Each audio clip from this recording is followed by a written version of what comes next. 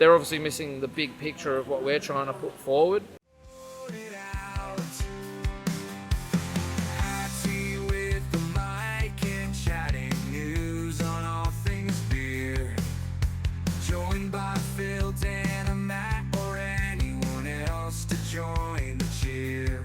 Hiker Brewing is where we chat, because it's where good beers are at. So pour it out. Alright, well, here we go, mate. We are on and rolling. 21st episode. So It is the 21st. We didn't even talk about that being the We're having a 20th. 21st party, Yeah, let's have a mouthful of our beer and cheers. There we go. Yeah, cheers, mate. Well, you've done 21. I've done probably maybe 17. It's a group thing, mate. We're all friends here. No one's a winner or a loser. No, that's right. Yeah. Yeah. No, it's all good. How are you? I'm good. It's a rainy Tuesday, so Yeah. it's like funny time of year. So not good for the acca. No. So tomorrow's going to be a doozy. People's Day, normally the biggest day of the year, biggest day of show, and they'll get. I think it's going to be quite tame. I think so. I reckon it would have been tame yesterday and today. Yeah. It's a lot of rain. Yeah. It's not conducive, that place, with rain. So No. anyway, but It's, people don't go out in the rain, so No. I think it'd be. I mean, it'd really be the diehards that are going there. None of the rides would really. Some of them wouldn't even be able to operate. Safety-wise. So Anyway, it's what it is. That's Yeah. Mother Nature for you. So. that's right. And how's your week been? Last day at Catchment. Last day today. Yeah, I had a small wood fire pizza party Yeah. and some beers. Yeah. And some good buys and some good chats and memories. Yeah, and, nice. it was good. We were just going over some of the things that we talk about and that you do. But so next Monday, Tuesday. Tuesday, Where are you going? I'm going to come here. Oh, Yeah. shit. The cat's out of the bag. Yeah, So yeah, you're joining so- the hiker crew. I've taken a hike. Yeah. Yeah. So induction on Wednesday with all the new staff. So we'll go for a hike in the morning. Yeah, I'll be the water boy. Yeah, no.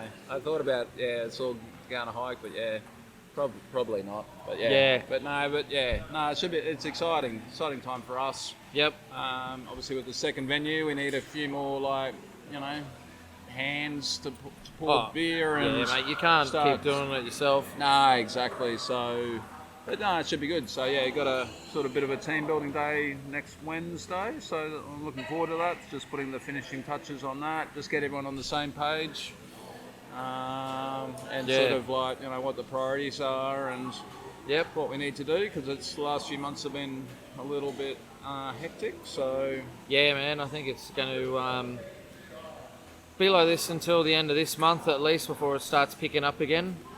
July, August are always like the worst months for hospo, I think. Based on our trading figures last year. So and then sort of as it starts warming up, people start getting out and about again. So and hopefully interest rates don't go up and potentially go down. So that would be a bit of a bonus. But anyway, we'll see what the powers that be in the in the Treasury and whatever at the federal government level. Yeah. See what happens. Did you actually? I've got that in here. We'll talk about that later. Let's just shoot out the sponsors real quick. Bintani, Craft Punks Canning, Convoy Kegs, Railings Labels and Stickers, and of course, Hiker Brewing Concern. And it is a concern. I can say that now too, because I'm an employee as well. I always not till thought I'd Tuesday. let you do it. Well, this is true. I've signed my contract again. So. So the Federal Chamber on Excise reform. So Yeah, did you catch this last night? no. So I saw it on the Independent Brewers Association Facebook page that it was starting at 5:20 or something last night on YouTube. Yeah. And I just happened to be online. It was 5:15, so I jumped on, tried to find the link, found the correct thing.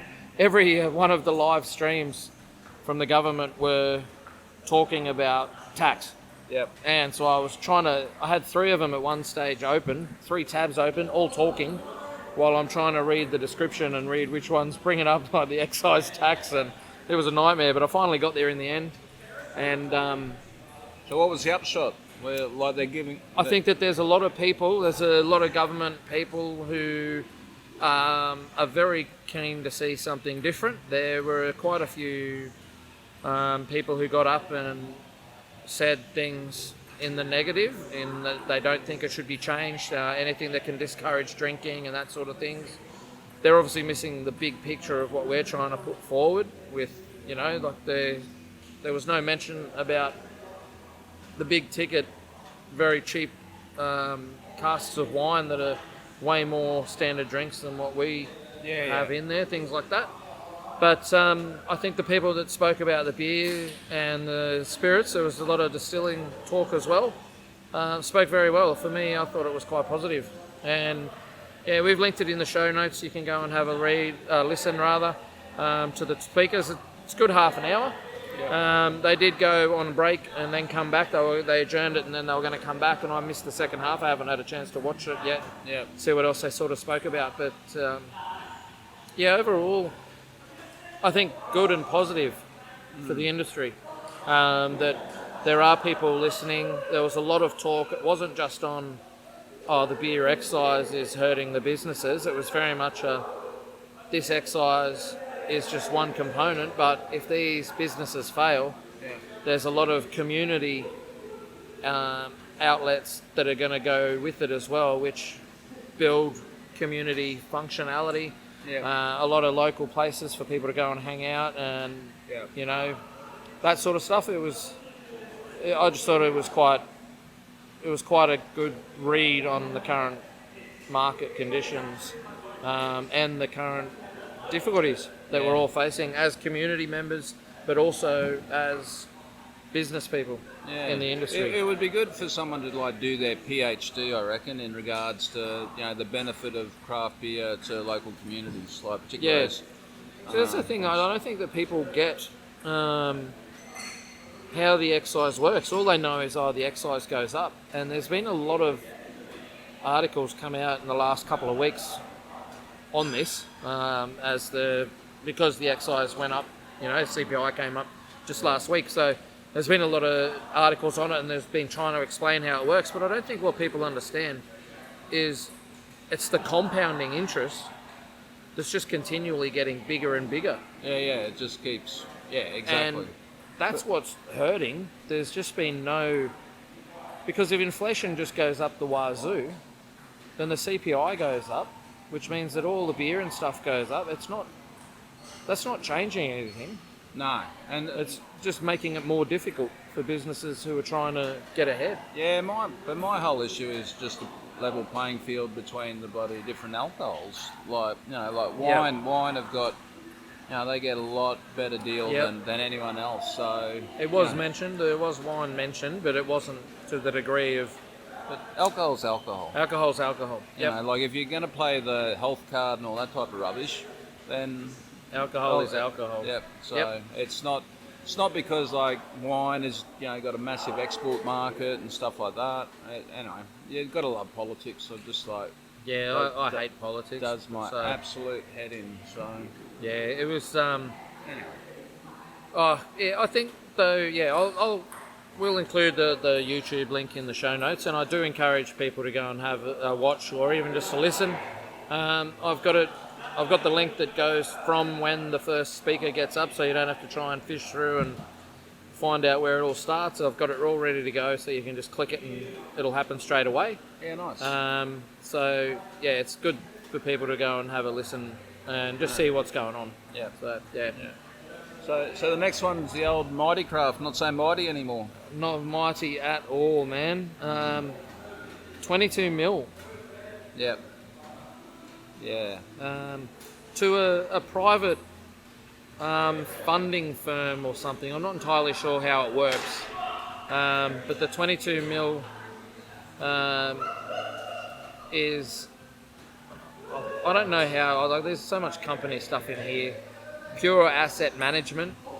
Convertible bond fund is the largest creditor, which is owed 22 million. I'll be honest, man. These are business words that I have no idea what they mean. I don't know what a convertible boutique bond fund is. Fucking no idea. And the $22 million is a lot of money. It is a lot of money, yeah. So, and that's after they've shed, a lot of breweries, like all the breweries and the cideries and. Yeah, they haven't got much left. They've still got like heaps of whiskey and barrel or something. Like I think.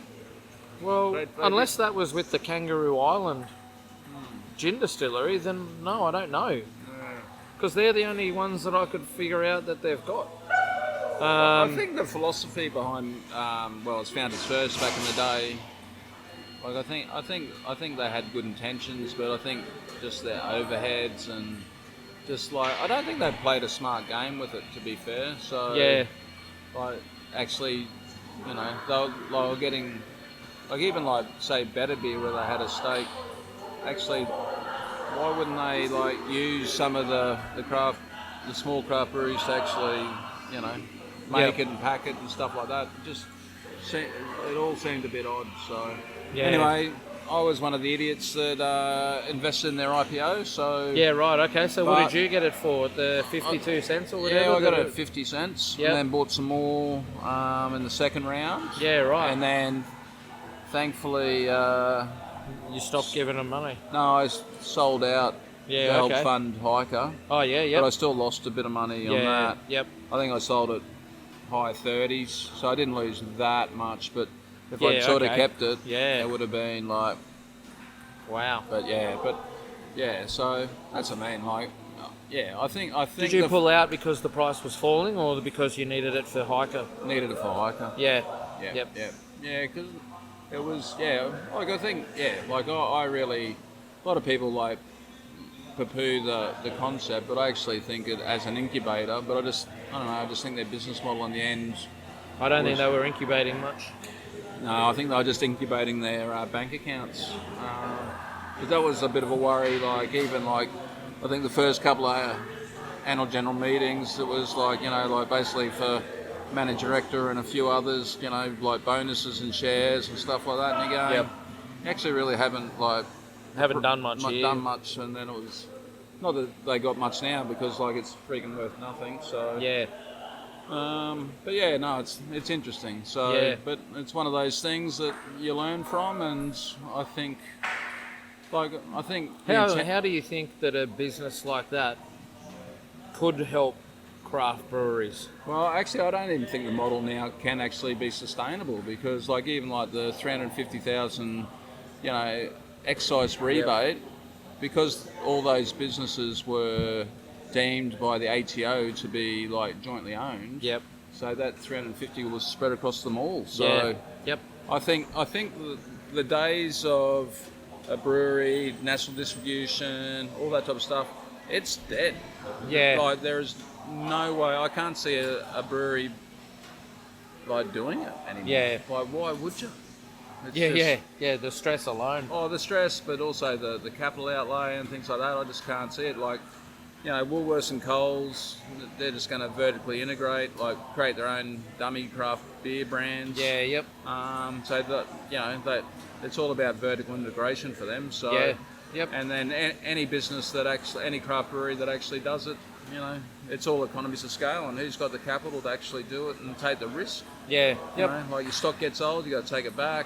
You get a bloody product recall. And that was the death knell of the original ballistic, wasn't it? Like, like a couple of, $500,000 here, like product recalls and stuff like that. It's just it just hurts the bottom line. Too big a risk. So, but I just think, the craft beer landscape everywhere has probably changed, and I think, I hate the word craft beer anyway. So I don't know I've rattled my brain forever trying to work out, like is it community beer? Like is it something like that? Because that's our philosophy here. Is it's You're about building community. A community. So it's I think craft is there. Independent beer, but I still question even that term. Like you've got like. I think independent is such a it's kind of polarizing because independence is talked about in so many other factors. Yeah. Like when you're growing up, oh, you're independent, can you do this? And then you're independent, it sounds almost secular, like you're secluded from an industry somehow. For my issue, independent means you're not like foreign owned, based like that's so it's it should be. That's what the case is in our. Yeah, and it's just stupid. Like, but independent. So you've got like say good drinks like Gage Road. They're on the ASX. Is that independent? I don't know. Like, I don't know. Like, I'm sure there's probably a term out there that would better define it. But yeah, I just think community or something like that. But like, good beer is good beer. But you just sort of got to know: are you supporting local families, or you're supporting multinationals, or whoever? I don't know. It's a real. I don't think there's any exact term that can actually describe it without, a definition that's 15 lines long. Yeah. Yeah. Mate, the next one, the Lord Nelson pub has been bought by the Landy Hotel Group. Landy? Loundy. Oh, that's a bit of a worry.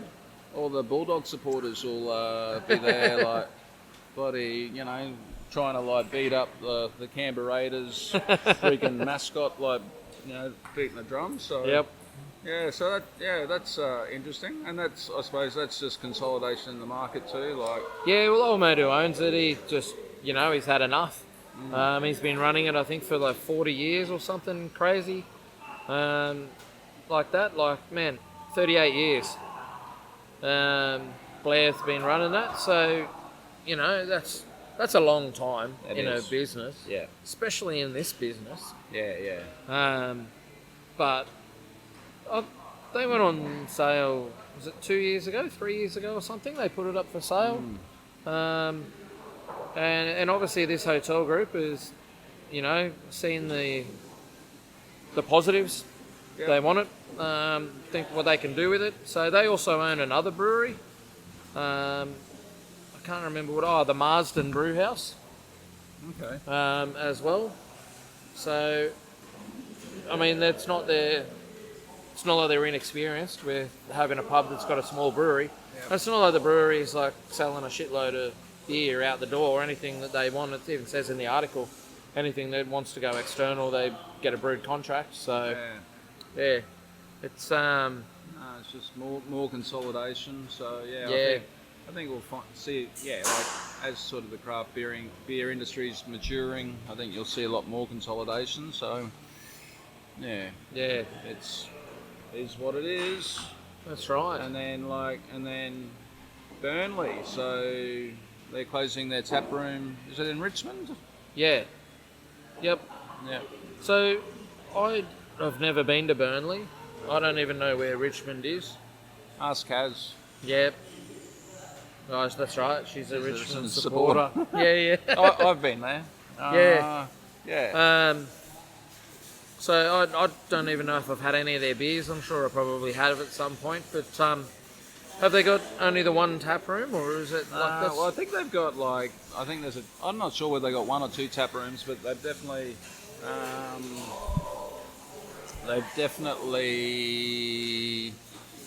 got a big production facility somewhere. Yeah. So I've been to, I was like years and years ago, went down to Melbourne for my birthday, so we went to Burnley. Yep. And like the venue was like they had a spark kit, with it was just a little like system. So it'd be interesting. Yeah. I wonder if it's like just it's a sign of the times, and they're just doing what they can to pull it back and keep their product rolling over, or I don't know. I think it's just maybe a sign of the times in regards to what. Well, they don't want to get obviously too far and too deep in that they're not able to keep it going, and then they end up having to call it quits. But you think tap rooms are the key, hey? Like that's where you make your money. Like that's your margin. So it's interesting. Is it in the wrong spot? Do you reckon? It's on a tram. Like if it's the one I went to, it's on a tram line, so Yeah. it's not too bad. So, and yeah, it was more. I didn't like the vibe of the place though, so it was sort of like more sort of cafeteria stuff. Like not cafeteria, but not also like. It just seemed a bit too clinical. But that Yeah, was a long okay. time ago now. So back when I didn't have hair, but you know. yeah. But yeah, but no, I think Melbourne's a pretty tough market. Like there's, you look at Stomping Ground and you can sort of get around on trams and things like that. So, but also they've also got the advantage of high density living sort of in Melbourne. So, it'd be interesting. So, Yeah. But Burnley do a good beer, so. Yeah, okay. Yeah, Nice. I don't know. We need to do a field trip to Melbourne. That's right. Yeah. I'll put that on our retreat list for 2032. Sounds good to me, mate. Yep. When the Olympics are on, let's get out of yeah, here. yeah. Yeah, I'm sure you'll let that happen. Yeah. I'll hopefully be retired by then, but anyway. And live in hope. Mate, the next one I found a good book. Pairing Beer and Chocolate. So over in the States is a US author. The guy thought it'd be easy to just go and go, oh yeah, this type of chocolate goes with this beer and that style. Like it's easy to go, oh yeah, you got dark beer, goes with dark chocolate and that sort of stuff. And yeah, that does come into it to a point, but then there's a whole bunch of sensory things that you need to consider when eating chocolate, as well as you do when you're drinking beer. There's acidity, there's fat, there's sweet, there's spice, there's all of these things that come into eating it. And America obviously has also a large craft chocolate industry going on, because reading some of the things that he talks about is kind of impressive. Like, let me just find one here. Blah blah blah. What is it? I'm sure he said something about it had stinging nettles in it, or nettles. Like, it's not just porters and milds and things that go with chocolate, right? Hazy IPAs, wheat beers. So I've never really think about putting a hazy IPA with chocolate. No. But it's possible, right? So some of the chocolate, right, for example, dark and green mango and salt. So dark chocolate with green mango and salt, or 70% cacao, smoked black pepper, and Ratso rose nettles. Like, bloody hell. It's a dessert in its own little bar. Yeah. And obviously those sort of things will go with a certain beer. Apparently the way that he's written his book, it's not the sort of thing where you like go, yep, every chocolate can go with a beer, but it's more like every beer can be paired with a chocolate. It's just finding the chocolate that does that. Yeah, interesting. So I was quite interested in the book. It's I've actually ordered one. Oh, really? Yep, because it sounds interesting, and I like chocolate, but my experience with chocolate is more, if I open a pack, I just eat it, or That's why I don't have chocolate in my house. Yeah, I don't eat chocolate a lot, No, but when I do, do. it's full on binge, and I'm gone. Like I'll eat the whole. That's the same as me. Like, if I have chocolate or ice cream, it doesn't last. So, So Jo, who does my shopping, she doesn't buy me any of that stuff. Yeah, because she knows. She knows. But no, it's interesting. Like, it'll be okay. Yeah, It'll be interesting to have like a beer and chocolate pairing. I reckon that'd be a cool little event to do at some point, and try and find some local. Still need to do makers. our bin chicken, mate. Yeah, I'm about to say, when's our book on beer and bin chickens going? Not Yeah, bin chickens. It's not even bin chicken, is it? It's chicken, beer can chicken. That's what we're doing. Yeah.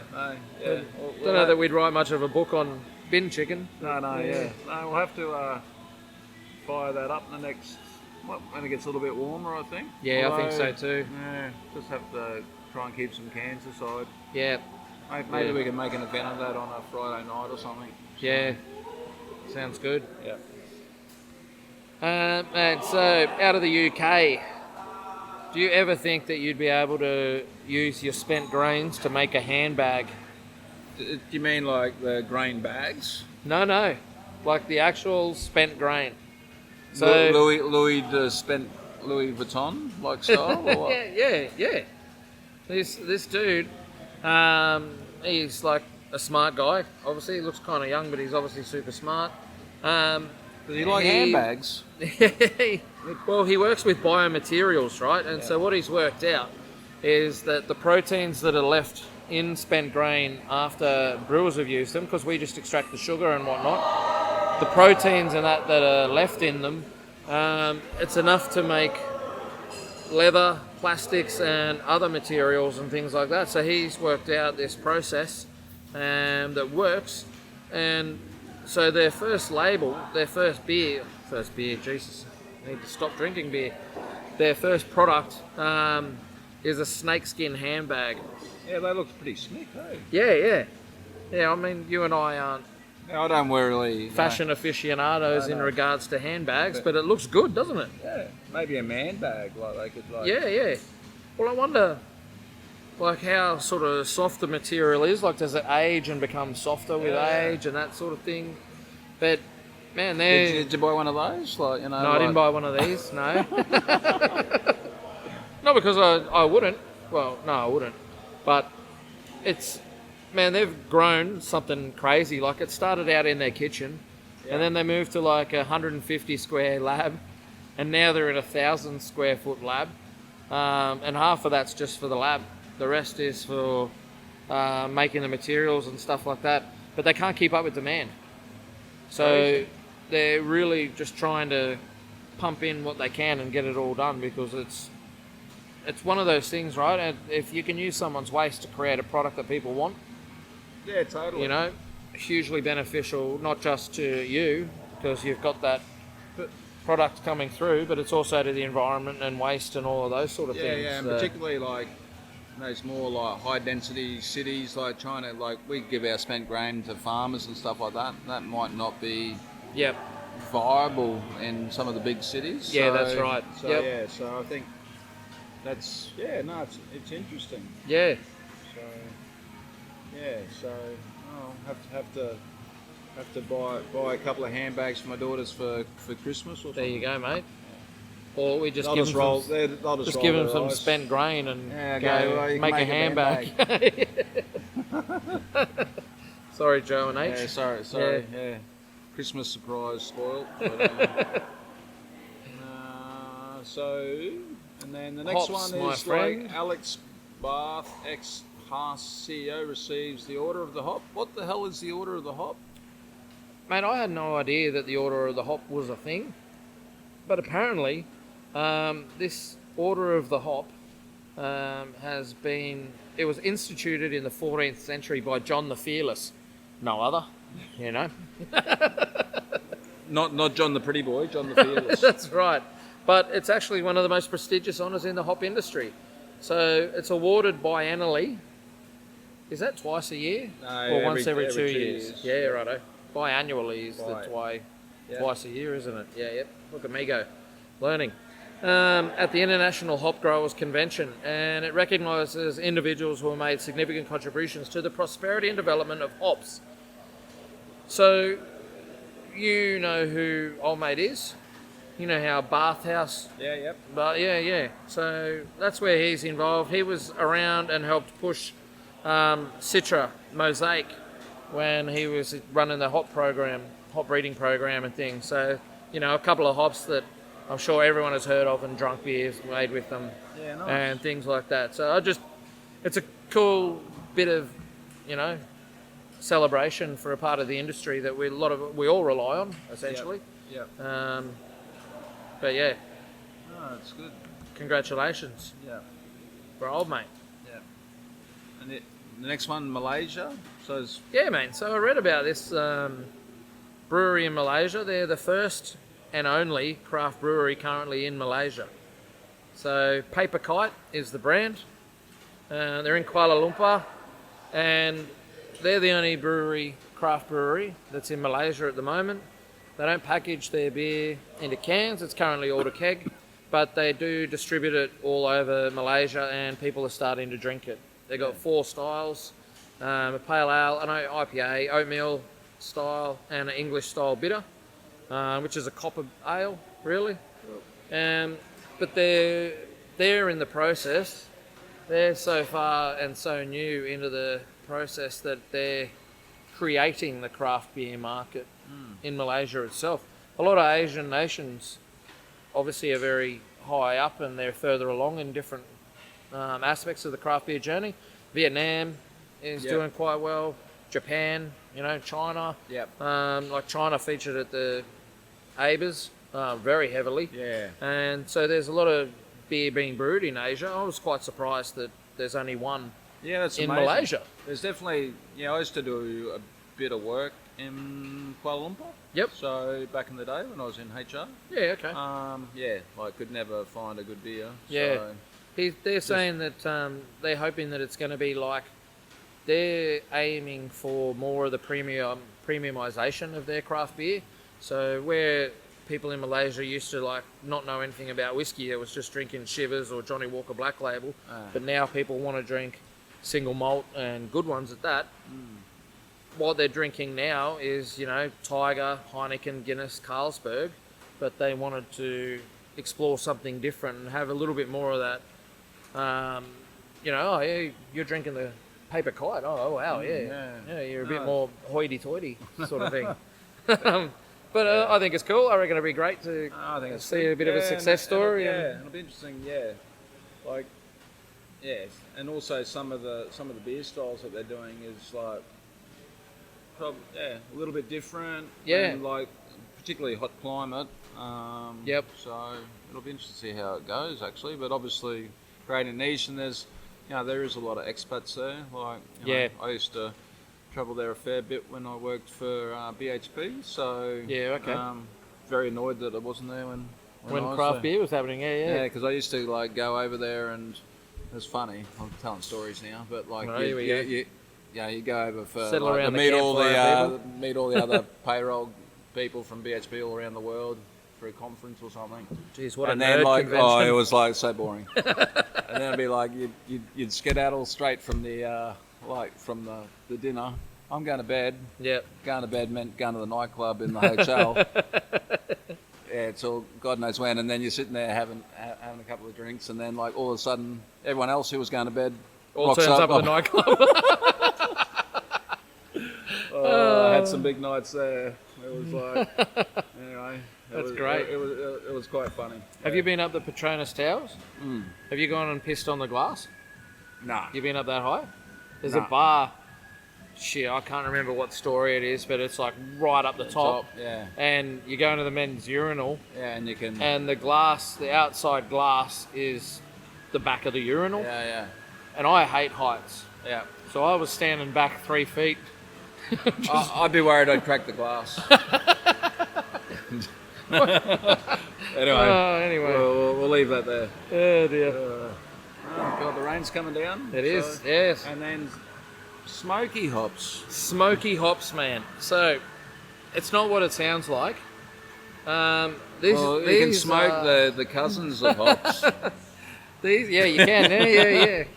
This is more a concern from brewers in the local area around the Yakima Valley, because there's been bushfires and things down around there where they grow the hops, and I never even thought that it would. Now that I hear about it, it does make sense, but you don't even actually think that this would occur. Bushfires and that around where they grow hops, the smoke has gone into the hop valleys and can permeate.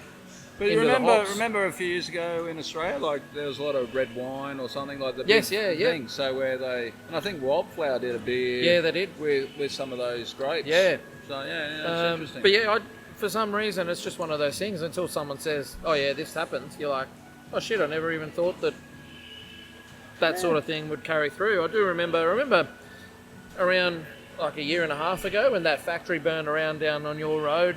Yeah. On like Easter weekend or something. Yeah. And the smoke was going everywhere on the streets. Yeah. And I remember being here with Hendo, and he said, "Oh, just check your malt to make sure that your malt hasn't got any of that smoke going through it, because Oh, it's interesting, hey? Like, yeah, the environment, and then like the raw ingredients are such a vital thing. So yeah, it would be great to have a completely vertically integrated business where you actually grow everything. That would be my ultimate, I reckon. Yeah, like to be able to like grow your your barley and then malt it, have your own hops. Yeah. Wild ferment yeast. Anyway, so when I win Powerball, we need to talk to Nathan to put his. Well, he needs to hurry up. Hey, we actually need to get him on the show at some point. Yeah, so. yeah, we'll get him in here. Yeah. I got to get him. I want to do an interview with him on the ABV podcast and do a video and. Yeah, because we're super keen to like do a batch of hiker malts. Like, man, I've known him for. But actually, let's talk 6 years. So, yeah, but people who know. So people don't know who Nate is. So Nate is a craft maltster, and he's building a malting facility in Maruka. And if you don't know where and you don't know him, sucked in because we do. And we're gonna I think introduce him. But he's very keen and able to do what he does. And he's built all the stuff himself. He's programmed it all. It's fascinating. He's a genius. Yeah. And while holding down a job, working in the mines and stuff. So I'm really keen to work with him because, for us, if you can actually develop your own specialty malt, and freaking, and that is the hiker crystal malt, and that is the, blah blah blah. 100%. Like it's a competitive advantage, which I think you can really lean on. So and actually do it. So, mate, but that's it for the news. You got anything else? Yeah. No, not really. Ekin public holiday tomorrow, so that'll be good. Nice rainy day. Venues open? Yeah, both venues.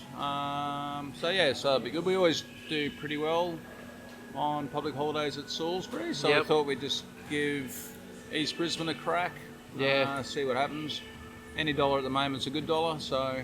Yep. So I just got to do rock, paper, scissors with Daniel, who's working where, so. I haven't really decided.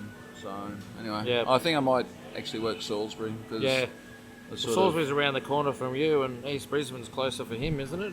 Well, exactly. That's one of the things, but also, it's funny. It's so funny how many locals from here, are now going to East Brisbane because they know I'm there. So that's really nice. Yeah. So they're going, we haven't seen you for ages, so we wanted to come and have a chat. So it's so it was good, and we thought we'd come and check it out. So So I was really chuffed. I had about 4 or 5 over the weekend that went, we haven't seen you for ages. We've been missing you. So, there you go. That's unfortunately the challenge moving forward is sort of being part of the face of the business. Like, how do you actually extract yourself from that stuff? So. Anyway, I think that part of that is putting the right people into roles that can take it on and bring their own flair on. Yeah, exactly. Like you and I both know someone who's excellent at that. Yep. And will do things as that. So I think that'll happen. I mean, you're a growing business. It's not the sort of thing that happens overnight. You're learning as you're going. But come on, second venue in less than 2 years. Yeah. You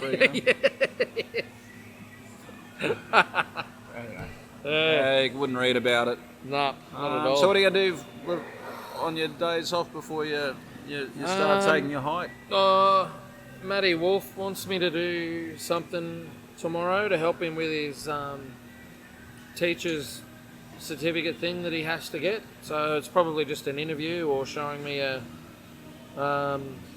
some sort of course material just to help him out. So I've done the course. I've been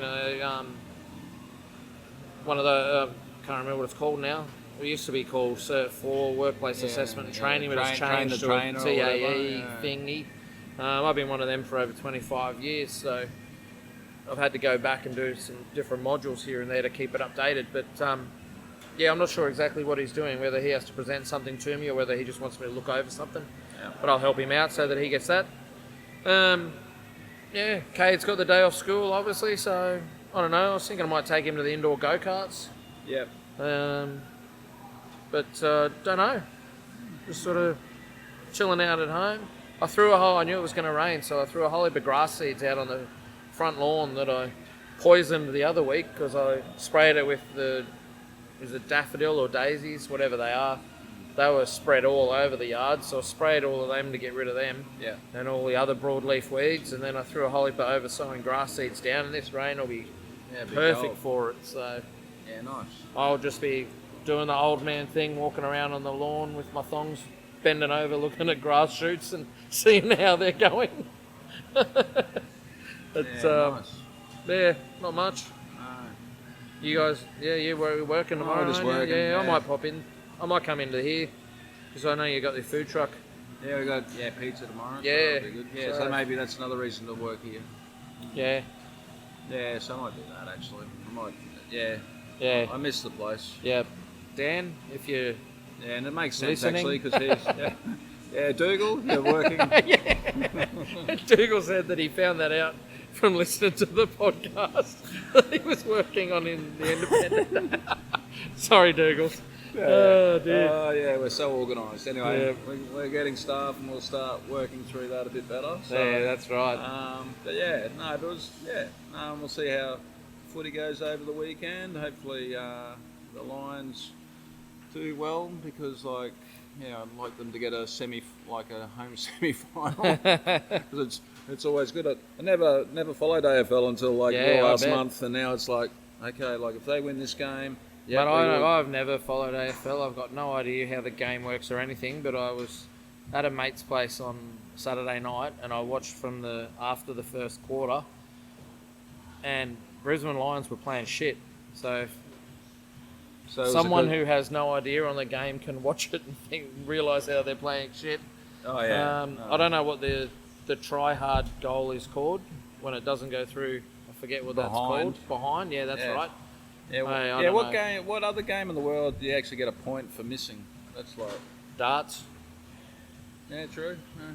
I don't Well, know. if you miss the board, I Yeah, don't know. yeah, I don't know. I don't know. Yeah. Yeah. I always remember Jim Owen, the comedian, who always said that about Aussie rules. He was like, he said it's like the umpires are just going, you failed, but I can see what you're trying to do.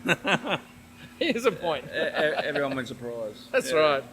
But yeah, no, it's been a bit of a learning curve. Yeah, I'm not really. Even though I was born in Melbourne. Yeah. But never followed Aussie rules. So Yeah. But I've now had to get into the groove of it. So Yeah. I don't know. Probably enough rambling, hey? 100%, my friend. All right. Pour it out. Take a hike, and we'll catch See you next you week next for week. episode 22. 22. 2 for 22. And we are out. When you're out and about, explode it out. Adsy with the mic and chatting news on all things beer. Joined by Phil, Dan, and Matt, or anyone else to join the cheer. Hiker Brewing is where we chat, 'cause it's where good beers are at. So pour it out and listen in as we chat beers with the grin.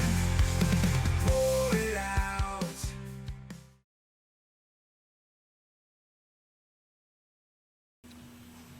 No, we're not.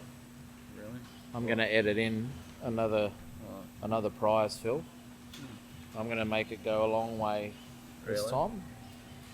But if you're the first Tinder hiker and you say the code word to Phil or Dan, Wee Little, you get a schooner of Wee Little.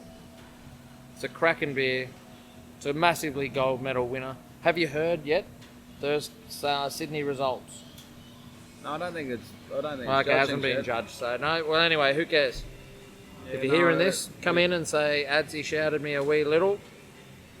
You will get a schooner of. There you go. Well done. Now we are out.